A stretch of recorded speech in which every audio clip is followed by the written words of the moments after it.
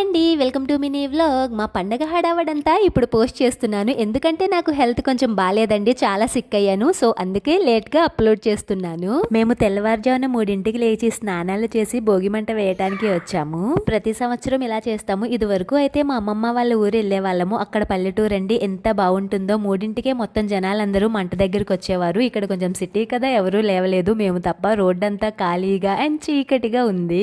నిజం చెప్పాలి అంటే పండగ అంటే పల్లెటూరులోనే ఉంటుందండి. మా అమ్మమ్మ వాళ్ళ ఊరిని మేమైతే చాలా మిస్ అవుతున్నాము.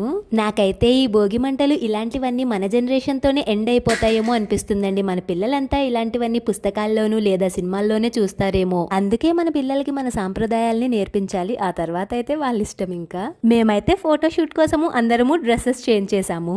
పండగలన్నింటిలో మీ ఫేవరెట్ పండగ ఏంటో కామెంట్ సెక్షన్ లో సరదాగా కామెంట్ చేయండి. తరువాత చుట్టాలింటి దగ్గర భోగి మంటలను చూడటానికి వెళ్ళాము. ప్లీజ్ సబ్స్క్రైబ్ చేయొచ్చు కదా.